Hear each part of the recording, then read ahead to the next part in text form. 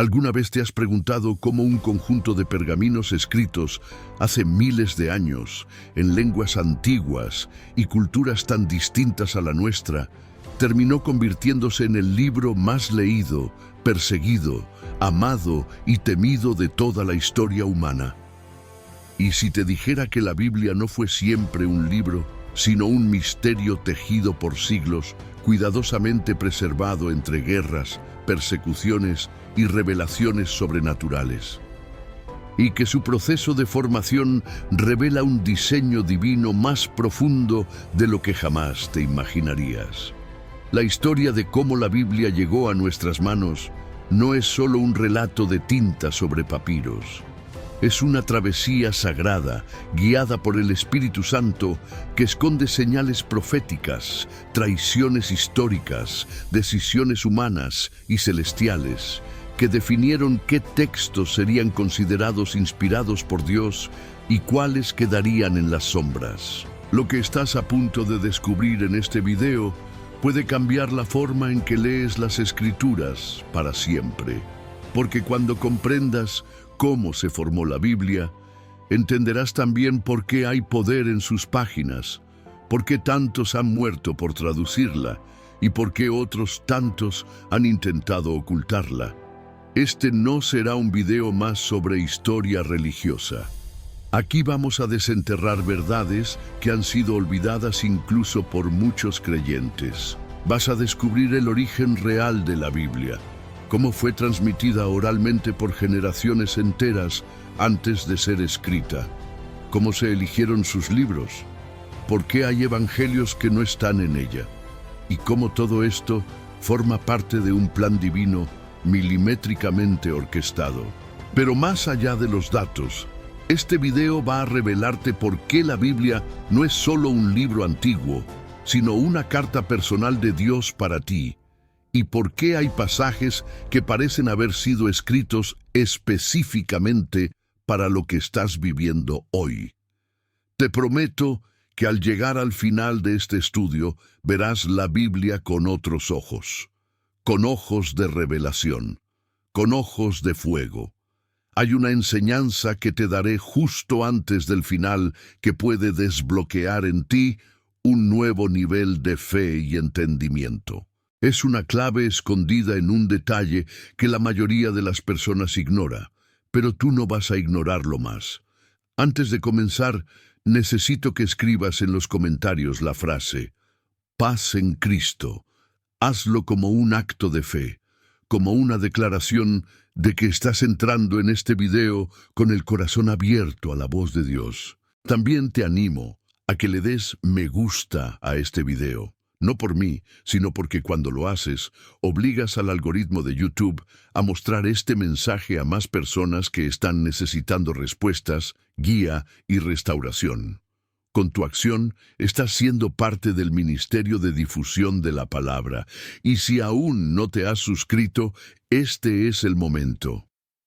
Muchas personas usan estos contenidos como apoyo espiritual, porque no tienen una iglesia cerca o porque no se sienten comprendidos. Este canal se ha convertido en refugio para cientos de creyentes, y tú puedes ser parte de esto. Reflexiona conmigo. Así como la Biblia fue formada por muchas manos guiadas por un solo espíritu, este canal también se forma por muchas personas que, como tú, deciden sostener este mensaje de fe. Al comentar, al compartir, al suscribirte, tú te conviertes en parte de este plan divino.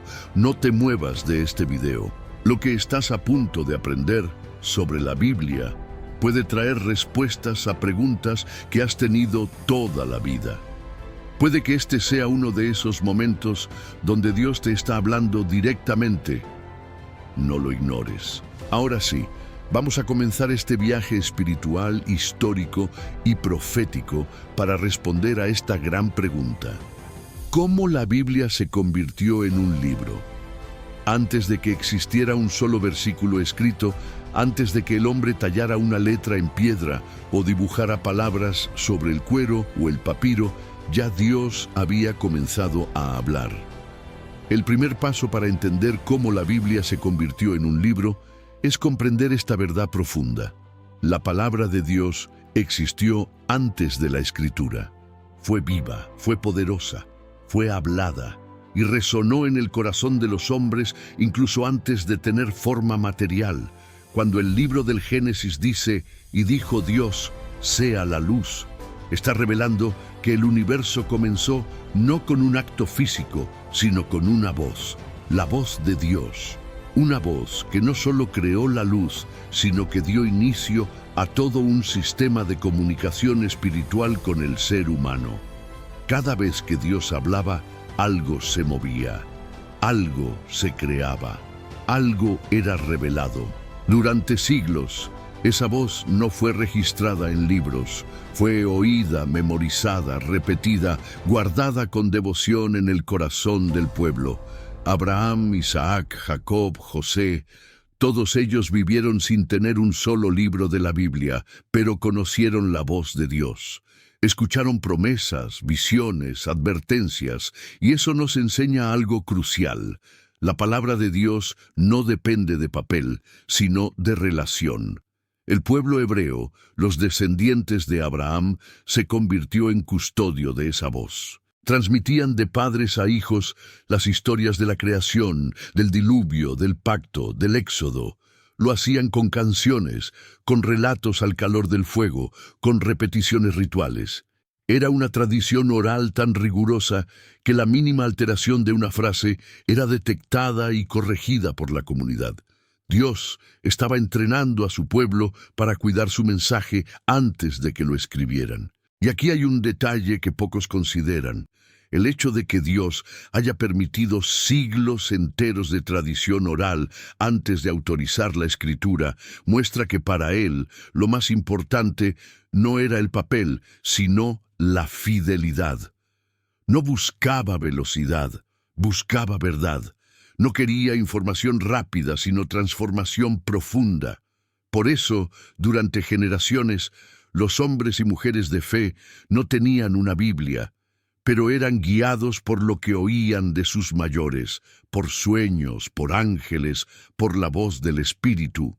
Cuando finalmente llegó el momento de escribir, Dios escogió un pueblo que ya había aprendido a escuchar. Por eso Moisés fue el primer gran escriba. Él no solo recibió la ley, sino que fue instruido a escribirla, guardarla y enseñarla. Así comenzó un nuevo capítulo. La palabra hablada empezaba a convertirse en palabra escrita, pero incluso entonces no era cualquier persona la que podía escribir, solo aquellos que habían tenido encuentros reales con Dios, solo los profetas, los jueces, los patriarcas, aquellos que caminaban con el Señor. Porque la Biblia no es una colección de ideas humanas sobre lo divino, es una colección de momentos divinos registrados por humanos bajo inspiración. En este punto, es vital que te preguntes cuántas voces estás escuchando hoy. ¿Qué palabras llenan tu mente, tu corazón, tus días? Porque el mismo Dios que habló en el principio sigue hablando hoy. La diferencia es que ahora, gracias al milagro de la preservación y la escritura, tenemos acceso directo a las palabras que cambiaron naciones, liberaron esclavos, transformaron pecadores en profetas y dieron esperanza a los desesperados. Comprender que la Biblia nace de una voz y no de un libro es vital para no leerla como un texto muerto. Es una voz que camina contigo, que atraviesa generaciones, que se esconde entre líneas, esperando que alguien la lea no solo con los ojos, sino con el alma. Y eso también nos lleva a otra reflexión poderosa. Si Dios esperó el momento justo para comenzar a escribir su palabra, tal vez también está esperando el momento justo para escribir algo nuevo en tu vida. Tal vez tus años de silencio, de espera, de no entender lo que está ocurriendo, son parte de un capítulo invisible que Él aún está preparando. Porque así como su palabra fue preservada con tanto esmero, tu historia también está siendo escrita con propósito. La voz de Dios no ha callado. Lo que ocurrió es que esa voz se convirtió en letras. letras que hoy puedes tener en tus manos. Pero antes de ser texto, fue espíritu. Antes de ser libro, fue fuego. Antes de ser doctrina, fue relación. Y si lees la Biblia sin ese fuego, sin ese espíritu, sin esa relación, corres el riesgo de tener la forma, pero no la vida. Así comenzó el viaje. Así nació lo que más adelante sería llamado la Escritura. Pero aún estábamos lejos de tener una Biblia completa. Solo existían fragmentos, textos separados, pergaminos custodiados con celo en templos y tabernáculos. La Biblia todavía no era un libro, pero ya estaba viva, palpitaba en los corazones. Y esa vida, esa llama, es la que vamos a seguir explorando en los próximos bloques. En el siguiente, descubriremos cómo los primeros escritos sagrados comenzaron a ser recopilados, copiados y organizados. Porque lo que para algunos era solo historia antigua, para el pueblo de Dios se convirtió en algo más, la voz de lo eterno capturada por las manos de los hombres. Una de las verdades más impresionantes y menos comprendidas por el creyente promedio es que lo que hoy conocemos como Antiguo Testamento no fue concebido de una sola vez.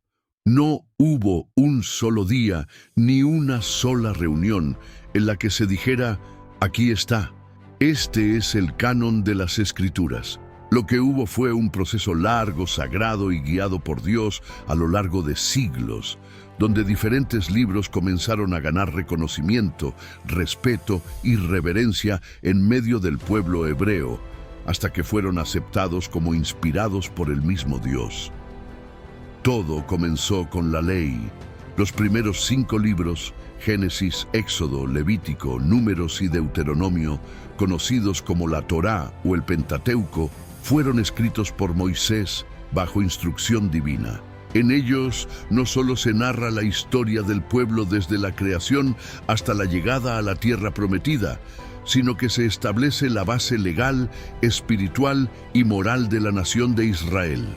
Eran textos sagrados, custodiados por los sacerdotes, leídos públicamente, copiados con extremo cuidado y transmitidos de generación en generación. Pero luego vinieron los profetas, hombres que no solo hablaban en nombre de Dios, sino que también escribían lo que Dios les revelaba. Isaías, Jeremías, Ezequiel, Daniel y muchos otros dejaron palabras que ardían en el alma del pueblo.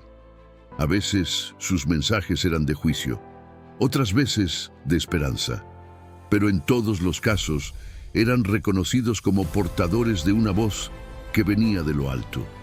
Y así, sus escritos comenzaron a ser valorados, conservados y leídos junto con la ley. Después llegaron los escritos históricos y poéticos, libros como Josué, Jueces, Reyes, Crónicas, pero también Salmos, Proverbios, Job, Cantares. Cada uno de ellos traía un ángulo distinto de la relación entre Dios y su pueblo. Algunos narraban hechos concretos, batallas, reinados, conquistas. Otros ofrecían oraciones, cánticos, consejos para la vida cotidiana, meditaciones profundas sobre el sufrimiento y la existencia.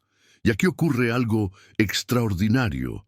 A pesar de haber sido escritos en épocas, lugares y contextos diferentes, todos estos textos comenzaron a formar un cuerpo espiritual coherente. Había una armonía misteriosa entre ellos, una continuidad que no podía ser explicada solo por la lógica humana.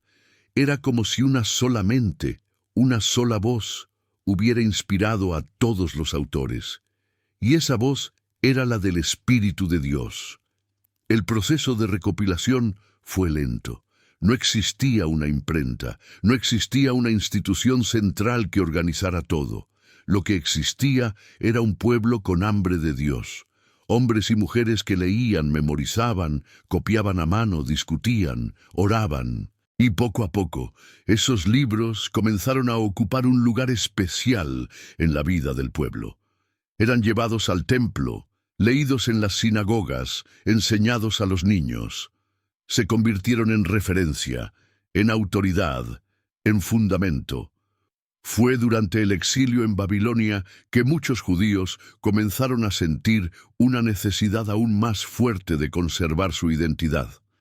Lejos de su tierra, sin templo, sin rey, sin libertad, comprendieron que su única esperanza era aferrarse a la palabra de Dios. Fue entonces cuando los escribas, liderados por hombres como Esdras, comenzaron a organizar más sistemáticamente los escritos sagrados. Se copiaban con una reverencia absoluta, con un nivel de precisión que asombra incluso a los estudiosos modernos. Cada letra era contada, cada línea era medida.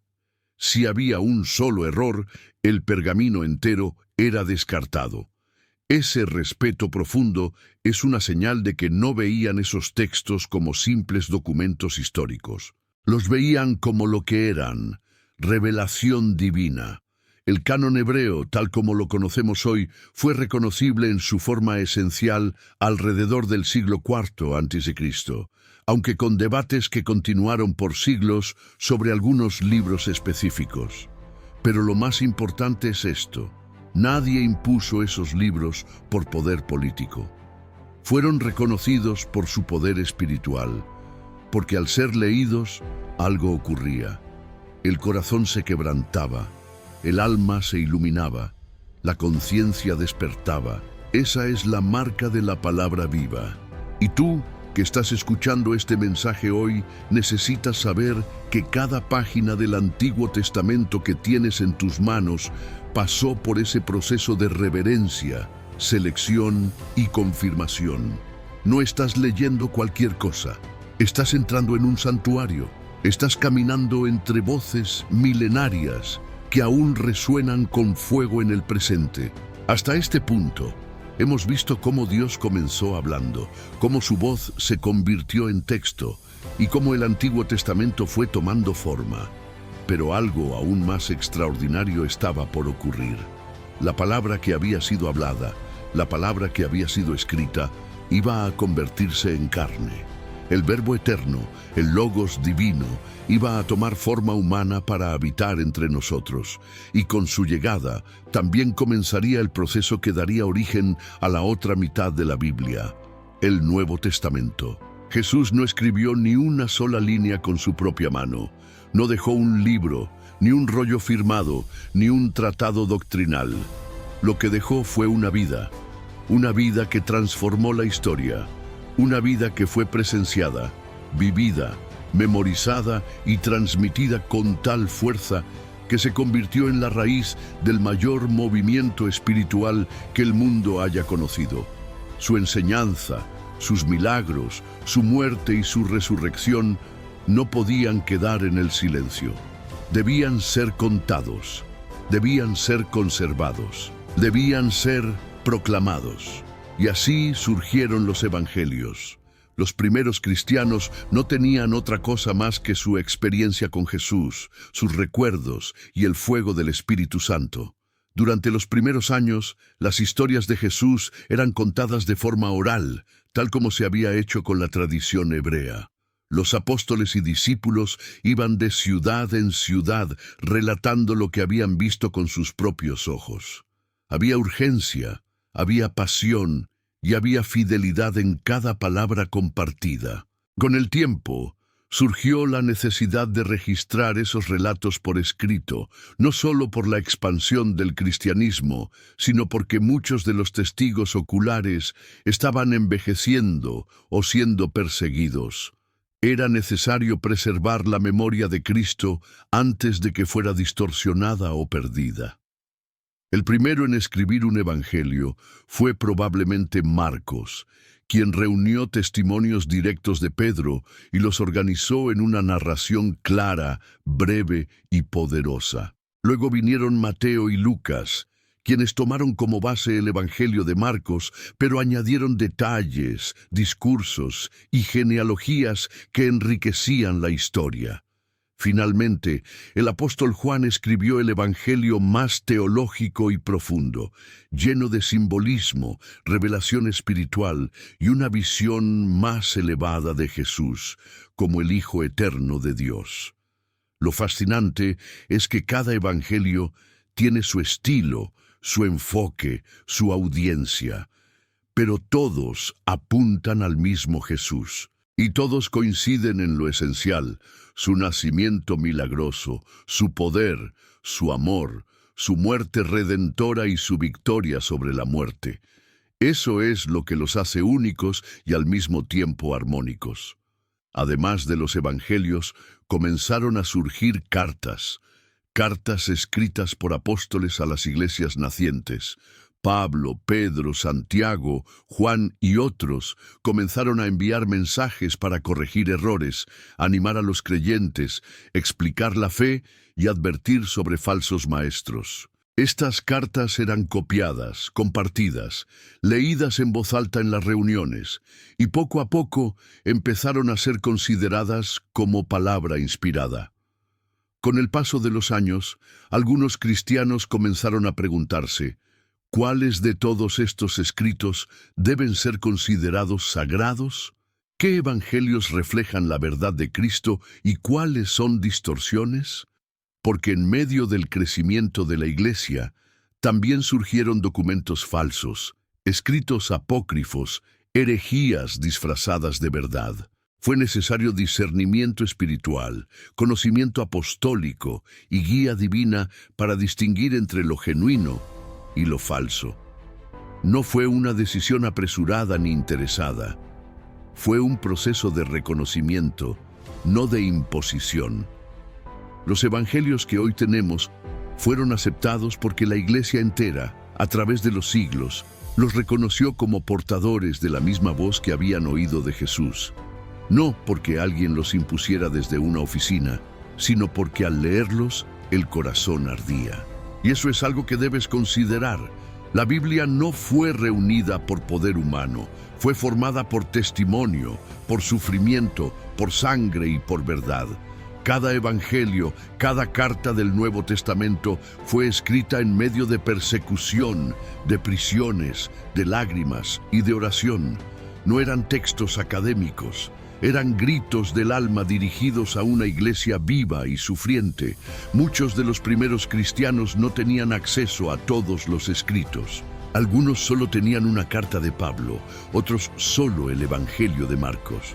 Pero con el tiempo, las iglesias comenzaron a compartir sus textos entre sí, a copiarlos, a compilarlos, y así, poco a poco, el Nuevo Testamento comenzó a tomar forma. Una de las preguntas más inquietantes que muchos creyentes se hacen cuando empiezan a profundizar en la historia de la Biblia es esta: ¿quién decidió qué libros debían estar dentro y cuáles no?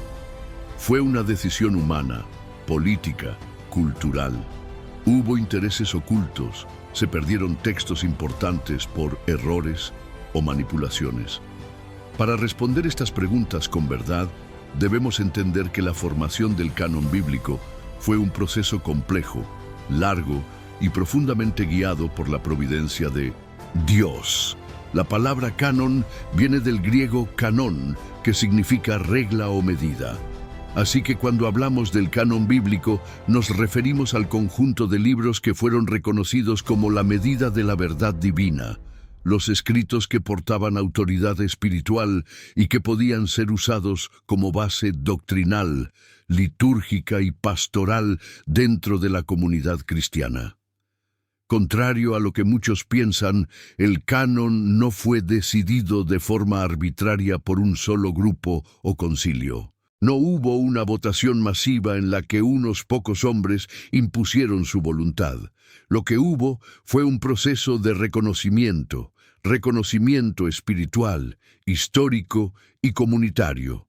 La Iglesia no creó la Escritura, la descubrió. No seleccionó libros al azar, sino que fue confirmando con el tiempo cuáles eran los escritos que verdaderamente llevaban el sello del Espíritu de Dios. Los criterios que los primeros cristianos usaban para aceptar un libro como parte del canon eran varios. Primero, debía haber sido escrito por un apóstol o por alguien muy cercano a los apóstoles, como Marcos o Lucas. Segundo, el contenido debía ser coherente con la doctrina recibida desde los primeros días de la Iglesia. No podía contradecir lo enseñado por Jesús ni lo transmitido por los apóstoles. Tercero, el libro debía haber sido ampliamente aceptado y utilizado en la liturgia de las iglesias, especialmente aquellas más antiguas y cercanas al origen del cristianismo. Este proceso no fue rápido. Durante los primeros 3 siglos del cristianismo existía una cierta flexibilidad en cuanto a los textos que se usaban. Algunas iglesias leían el Pastor de Hermas, otras daban valor al Evangelio de Pedro, y algunas aceptaban la Didaché como texto edificante. Pero con el tiempo, y ante la aparición de muchas herejías que manipulaban textos falsos o distorsionaban el mensaje de Cristo, se hizo necesario establecer con claridad cuáles eran los escritos auténticos. Fue así como surgieron listas y recopilaciones. Una de las más antiguas es el Fragmento Muratoriano del siglo II, donde ya se identificaban la mayoría de los libros que hoy forman parte del Nuevo Testamento. Más adelante, concilios como el de Hipona, 393 d.C., y Cartago, 397 d.C., reafirmaron el mismo conjunto de libros. Pero incluso estos concilios no estaban inventando nada nuevo. Solo estaban confirmando lo que ya era práctica común entre las iglesias más fieles y ortodoxas. Hay un aspecto que debe quedar claro en tu corazón. Lo que determinó la inclusión de un libro en el canon no fue la fama de su autor ni su estilo literario, sino la presencia del Espíritu en sus palabras. Cuando los cristianos leían esos textos, sentían que Dios les hablaba. Cuando oraban con ellos, algo se quebrantaba en su interior. Cuando enseñaban con ellos, las almas se convertían. Esa es la verdadera prueba de inspiración. Por otro lado, los libros que fueron excluidos del canon, los llamados evangelios apócrifos, las cartas gnósticas y otros escritos secundarios, tenían un origen dudoso, contenían enseñanzas contrarias al evangelio o eran rechazados por las iglesias apostólicas. Algunos fueron escritos siglos después de los eventos que describían. Otros promovían ideas filosóficas incompatibles con la fe cristiana, como la negación de la humanidad de Jesús o la exaltación de secretos esotéricos solo accesibles a unos pocos iluminados. Dios no permitió que esos libros dominaran la fe de su pueblo.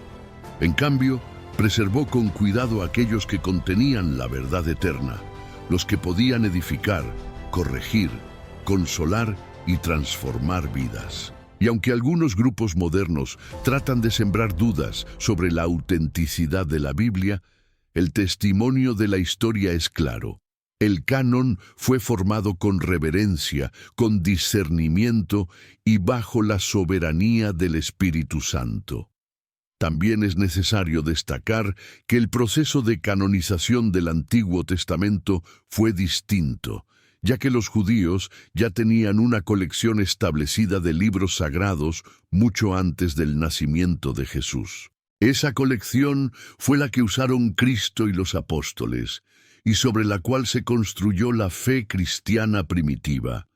Por eso, el Antiguo Testamento cristiano coincide en gran parte con la Biblia hebrea, aunque con un orden diferente. Al comprender todo esto, tú puedes acercarte a la Biblia con una nueva certeza. No estás leyendo una colección de textos manipulados por intereses humanos, sino una biblioteca divina formada con amor, sacrificio y dirección celestial. Cada página que sostienes en tus manos fue filtrada a través de siglos de oración, estudio, lucha espiritual y confirmación eclesial. Si hay algo que confirma la naturaleza divina de la Biblia, es el hecho de que ha sobrevivido a los más feroces intentos de destrucción. Desde los primeros siglos del cristianismo hasta los regímenes totalitarios de la historia moderna, ha habido una constante. Los enemigos de Dios han querido silenciar su palabra.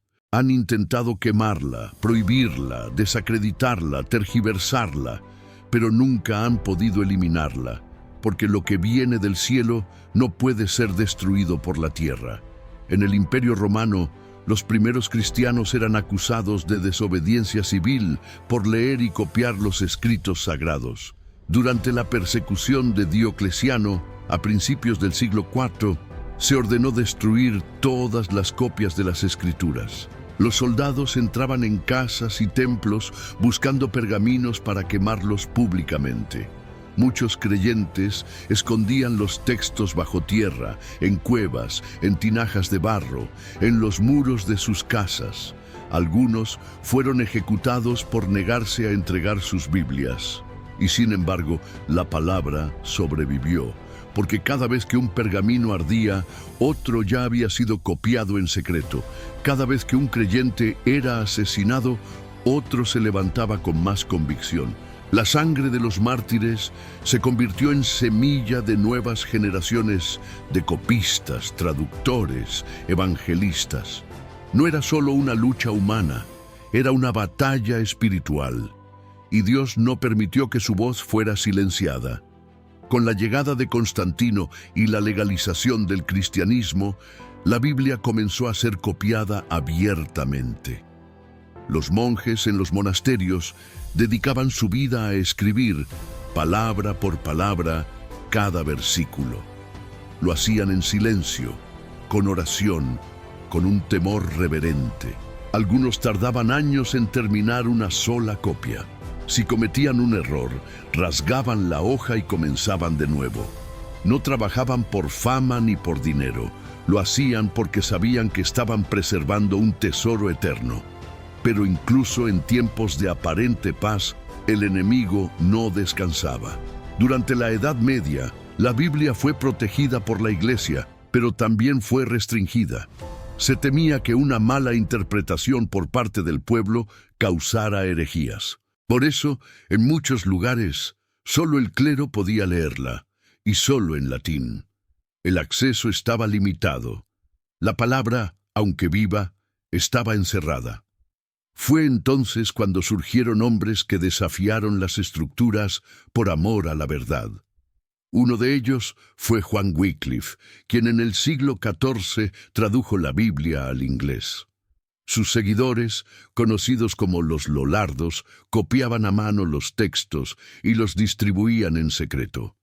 Muchos fueron arrestados, torturados y ejecutados, pero la semilla ya estaba plantada.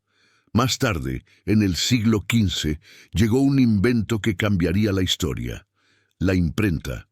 Johannes Gutenberg imprimió la primera Biblia en 1455. Era una edición en latín, pero su aparición marcó el inicio de una nueva era.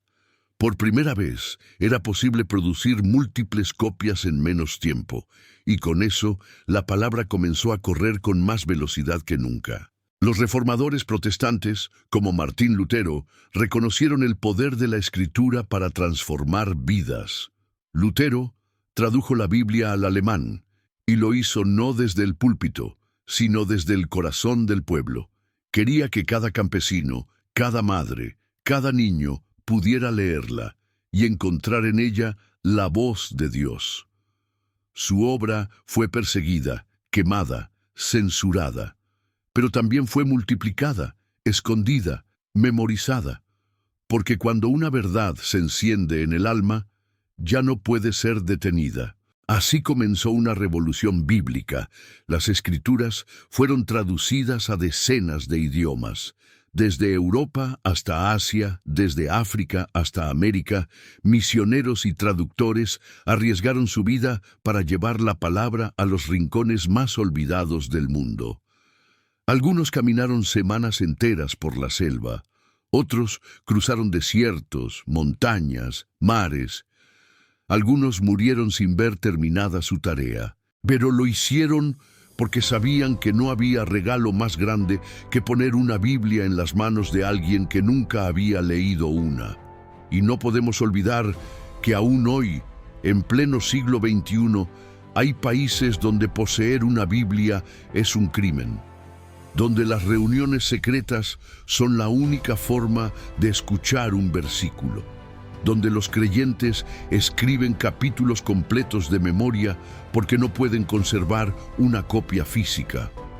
Esto no debería hacernos sentir lástima, sino admiración, porque ellos han comprendido lo que muchos han olvidado, que la Biblia no es un objeto decorativo, sino una espada viva, una lámpara encendida, una carta de amor escrita por Dios. Al mirar todo este recorrido, no puedes evitar sentir que hay algo sagrado detrás de cada hoja, algo invisible que ha protegido este libro contra todos los ataques, contra todas las mentiras, contra todos los imperios. La Biblia ha sobrevivido a la tiranía, a la censura, a la indiferencia, y sigue viva, sigue hablando, sigue transformando. Ahora que entendemos cómo los libros fueron escritos, preservados y defendidos a lo largo de los siglos, llegamos a una etapa igualmente crucial: cómo se organizó la Biblia en el formato que hoy tienes en tus manos. Porque lo que muchos no saben es que el orden de los libros, su disposición, su secuencia, no fue producto del azar ni de una mera clasificación literaria. Fue, en muchos sentidos, una obra maestra de sabiduría espiritual, con un propósito pedagógico, teológico y profético. Cuando abres tu Biblia y encuentras primero el libro del Génesis, no es solo por una cuestión cronológica. Génesis no solo es el primer libro porque narra el comienzo del mundo, sino porque establece el fundamento de toda la revelación divina. Allí se planta la semilla del pecado, de la promesa, del pacto, del juicio y de la esperanza. Todo lo que viene después está, de algún modo, anticipado en esas primeras páginas.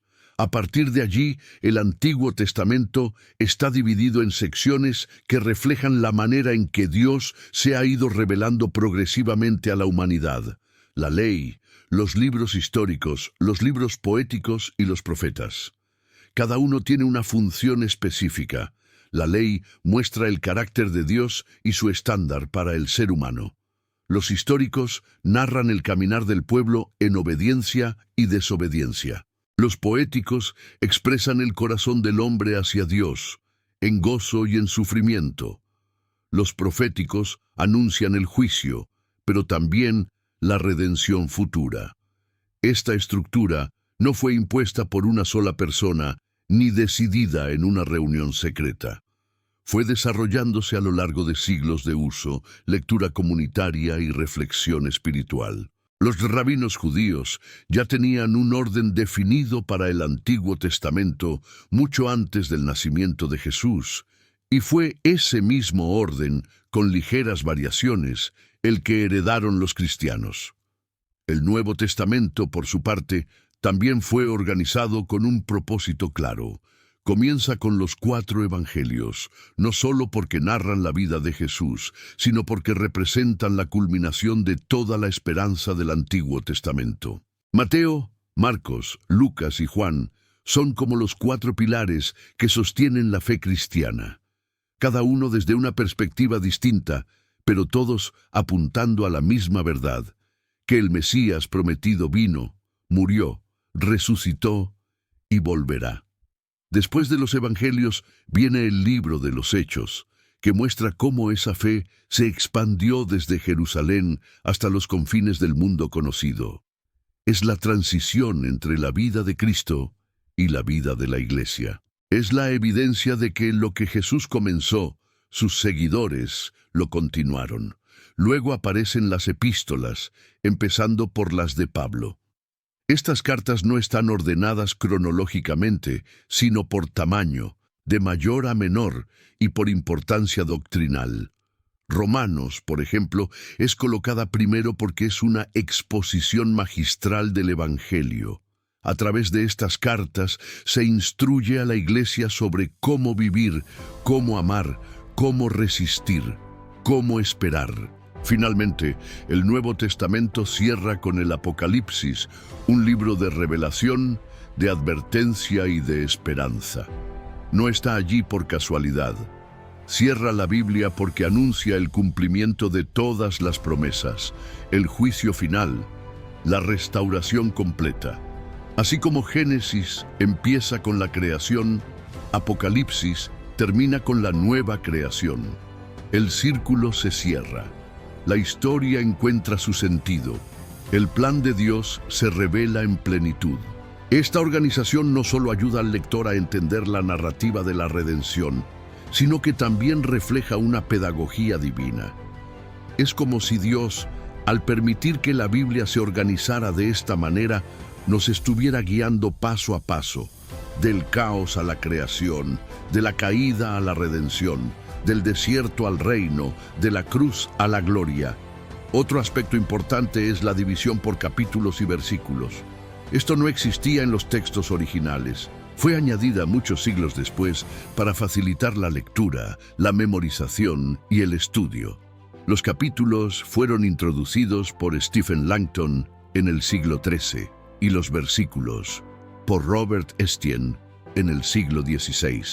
Aunque estas divisiones no son inspiradas en sí mismas, han sido de gran ayuda para la expansión del conocimiento bíblico. Y es aquí donde tú, como lector de hoy, debes detenerte y reflexionar. Lo que tienes delante no es una colección desordenada de libros antiguos. Es una estructura viva, pensada, guiada y preservada con un propósito eterno. Cada página está en su lugar, cada libro cumple una función, cada palabra fue colocada para guiar tu alma hacia Dios.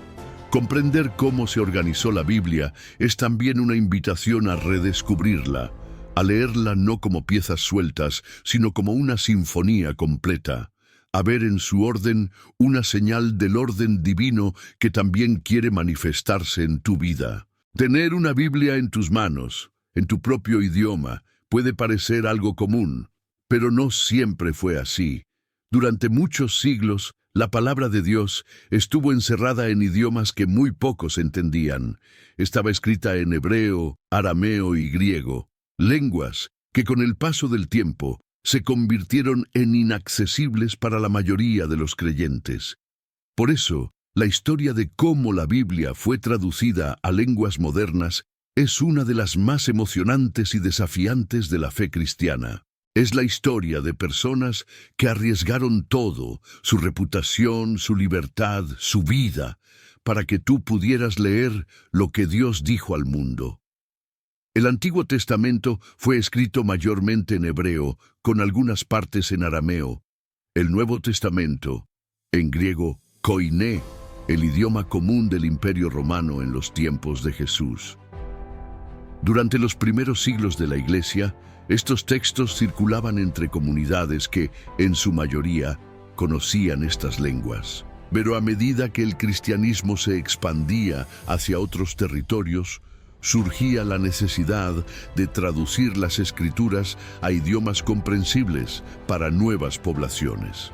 Una de las primeras y más influyentes traducciones fue la Septuaginta, una versión del Antiguo Testamento al griego, realizada por eruditos judíos en Alejandría, Egipto, entre los siglos III y II a.C.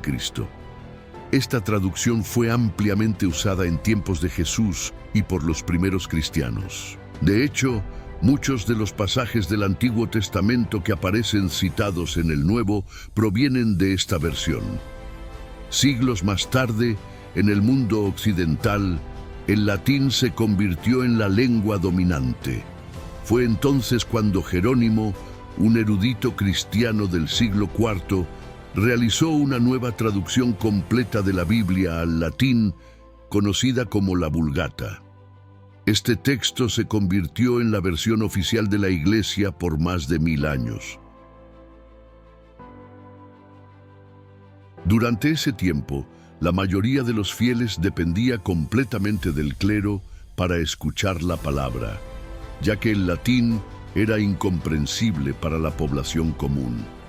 Este monopolio del texto generó una brecha profunda entre la Biblia y el pueblo.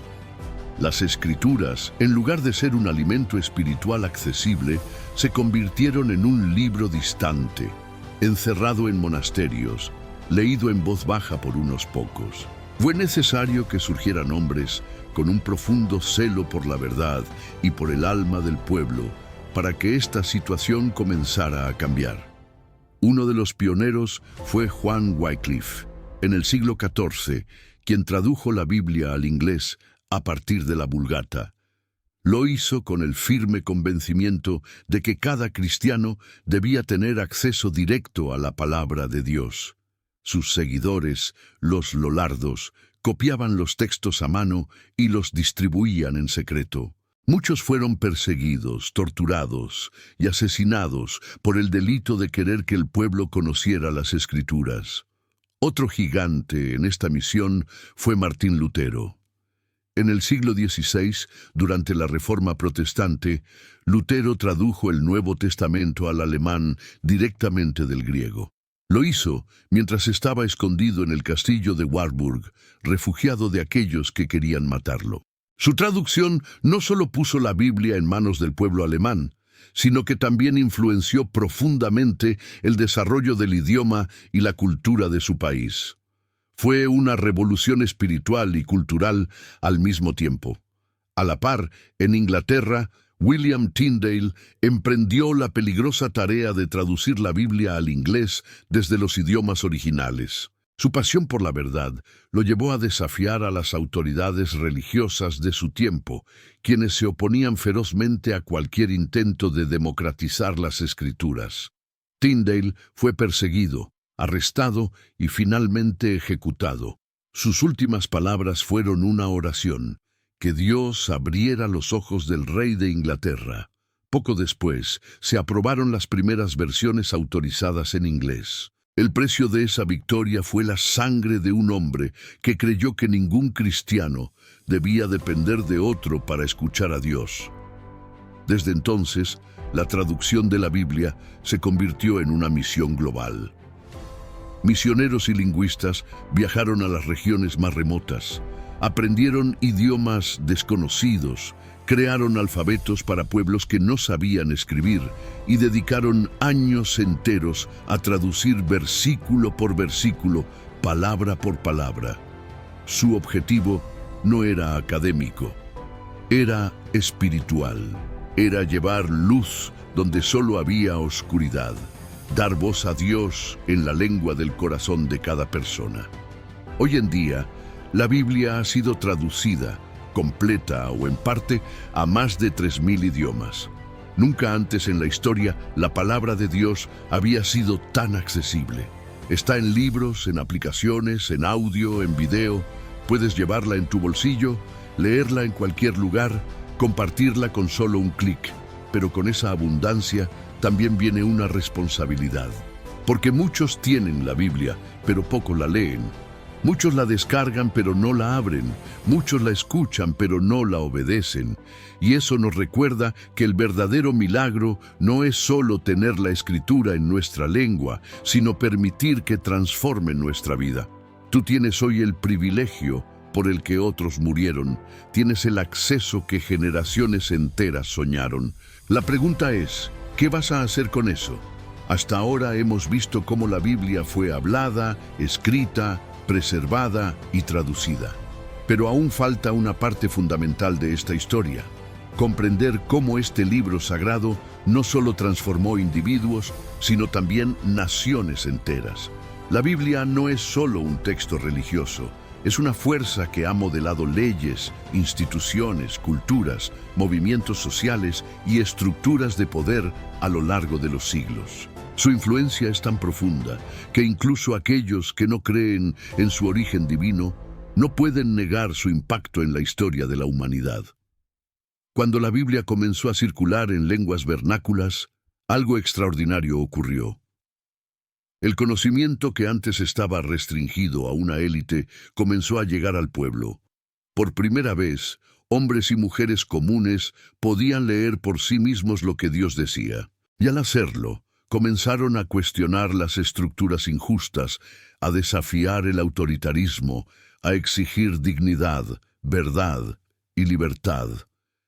La Biblia se convirtió en una llama encendida en el corazón de millones. No era solo un libro que hablaba del cielo, era un libro que comenzaba a cambiar la tierra, Uno de los primeros campos en los que la Biblia dejó una huella imborrable fue el de la ley.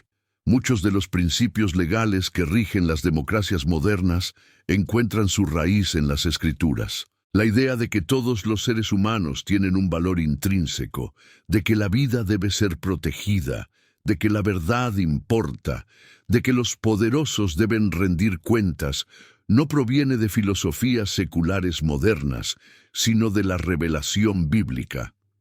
En el Antiguo Testamento, las leyes dadas a Moisés mostraban un cuidado especial por los pobres, los extranjeros, las viudas y los huérfanos. En el Nuevo Testamento, Jesús enseñó que el mayor mandamiento era amar a Dios y al prójimo. Pablo escribió que en Cristo no hay judío ni griego, esclavo ni libre, hombre ni mujer. Estas ideas, revolucionarias en su tiempo, se convirtieron en la base moral de muchas de las reformas sociales que marcaron la historia. La educación también fue profundamente impactada por la Biblia. Durante siglos, los monasterios fueron los centros del saber, donde se copiaban manuscritos y se enseñaba a leer y escribir. Pero cuando la Biblia comenzó a ser traducida y distribuida masivamente, surgió una nueva urgencia: que todos pudieran leerla. De allí nacieron las primeras escuelas públicas en muchas naciones. Enseñar a leer no era solo un acto académico, era un acto espiritual. Se enseñaba a leer para poder conocer la palabra de Dios.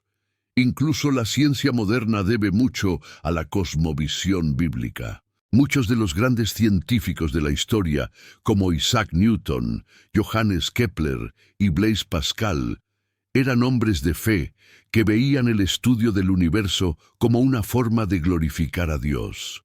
Creían que el mundo tenía orden porque había sido creado por un Dios de orden, que las leyes naturales podían ser comprendidas porque había una mente racional detrás de ellas. Fue esta visión la que impulsó siglos de descubrimientos. La Biblia también transformó la literatura, el arte, la música. Inspiró a poetas, pintores, compositores, dio origen a obras maestras que aún hoy emocionan, conmueven, iluminan. Pero más allá de la belleza artística, lo que más impresiona es cómo este libro se convirtió en consuelo para los que sufren, en esperanza para los oprimidos, en fuerza para los perseguidos. Durante siglos de esclavitud, por ejemplo, muchos afrodescendientes en América encontraron en la Biblia una fuente de resistencia. Cantaban salmos, se aferraban a las promesas, leían la historia del Éxodo como un anuncio de su propia liberación, y cuando finalmente lograron su libertad, muchos de ellos se convirtieron en predicadores, evangelistas, defensores de los derechos humanos. Movimientos por la abolición de la esclavitud, por la justicia social, por la igualdad de derechos, fueron liderados muchas veces por hombres y mujeres profundamente influenciados por la Biblia. No veían en ella un libro para encerrar en el templo, sino una herramienta para redimir el mundo. Y sin embargo, no podemos ignorar que también hubo quienes usaron mal la Biblia, que manipularon sus textos para justificar violencia, intolerancia, colonialismo. Pero eso no invalida su verdad, solo demuestra lo que ocurre cuando se lee sin el espíritu, sin amor, sin humildad. Porque la palabra de Dios no fue dada para oprimir, sino para liberar, no para dividir, sino para reconciliar, no para condenar, sino para redimir. Hoy vivimos en un mundo moldeado por la Biblia, aunque muchos ya no lo reconozcan. La libertad de conciencia, la dignidad humana, los valores de justicia y misericordia que tantos defienden, tienen su raíz en ella. Y si estos pilares comienzan a desmoronarse, es porque nos estamos alejando de la fuente que les dio vida. Tú que estás escuchando este mensaje, tienes una responsabilidad. No solo la de leer la Biblia, sino la de vivirla, de encarnarla, de transmitir su luz en un mundo que ha cambiado mucho. pero que sigue necesitando las mismas respuestas eternas. Si llegaste hasta aquí, quiero detenerme por un instante y reconocerte. Eres parte de una minoría especial. Muy pocos llegan al final de un estudio como este. No porque sea largo, sino porque exige algo más que atención. Exige hambre, exige sed, exige un corazón que no se conforma con lo superficial y que se atreve a ir más allá. Así que permíteme decirte con firmeza, lo que acabas de hacer no es común, es un acto de búsqueda, y todo el que busca con sinceridad encuentra. Hoy recorriste conmigo el largo y milagroso camino de la Biblia, desde su voz inicial en el Génesis hasta su eco final en Apocalipsis, desde pergaminos escondidos en cuevas hasta aplicaciones móviles en millones de bolsillos, desde mártires que murieron por una página hasta generaciones que hoy la tienen entera, pero la ignoran. Tú elegiste no ignorarla, elegiste detenerte, escuchar, aprender, y por eso quiero pedirte algo. Si realmente este mensaje tocó tu vida, si sentiste que Dios te habló, entonces deja una huella.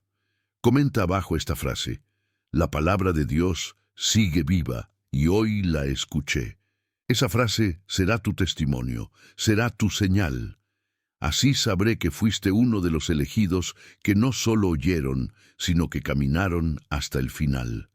Y créeme, hay algo especial en los que perseveran. También quiero invitarte a suscribirte a este canal, pero no por estadística, no por números, sino porque hay muchas personas que, como tú, necesitan alimento espiritual, necesitan luz en medio de la confusión. Este canal existe para eso, y cada nueva suscripción es como una lámpara encendida. Cuantos más seamos, más lejos llegará esta luz. Y si ya estás suscrito, si ya formas parte de esta comunidad, si ya decidiste caminar con nosotros, entonces debes saber que tu presencia aquí no es casualidad, es propósito. Ahora, piensa en esto. Si tú no compartes este video, tal vez nadie más lo haga. Y si nadie lo comparte, puede que alguien que lo necesitaba nunca lo vea. Compartir no es solo un clic, es un acto de fe. Es reconocer que lo que recibiste puede ser útil para otro. Es abrir una puerta, tender una mano, encender una chispa. La Biblia es como una semilla. Puede estar guardada por años, pero cuando cae en tierra fértil, da fruto. Tú eres esa tierra. Y este video fue esa semilla. Ahora está en ti decidir qué harás con ella. ¿La dejarás olvidada? ¿O la regarás con oración, con lectura, con acción? Muchos usan este canal como su iglesia personal, porque están lejos, porque han sido heridos, porque no encuentran un lugar donde crecer. Aquí encontraron refugio, aquí encontraron voz, aquí encontraron dirección. Y si este espacio ha sido de bendición para ti, te invito a que seas parte activa de su crecimiento. Comenta, comparte, apoya, porque aunque no lo parezca, lo que hacemos aquí es espiritual, es ministerial, es eterno. Y ahora quiero pedirte algo más. Quédate un momento en silencio. No cierres el video todavía. Permite que la música te envuelva, que el mensaje repose, que tu corazón responda. Usa este instante para agradecerle a Dios por haberte traído hasta aquí, por haberte hablado, por haber mantenido su palabra viva durante milenios solo para que hoy tú pudieras escucharla. No interrumpas esta conexión, no corras a lo siguiente. Este es un momento santo. Respíralo, saboréalo, permite que la semilla se hunda bien profundo. Y cuando termine la música, entonces sí, levántate diferente, con una decisión, con una revelación, con una misión. Gracias por estar aquí, gracias por ser parte. Y recuerda siempre, la palabra de Dios no es historia muerta, es vida presente.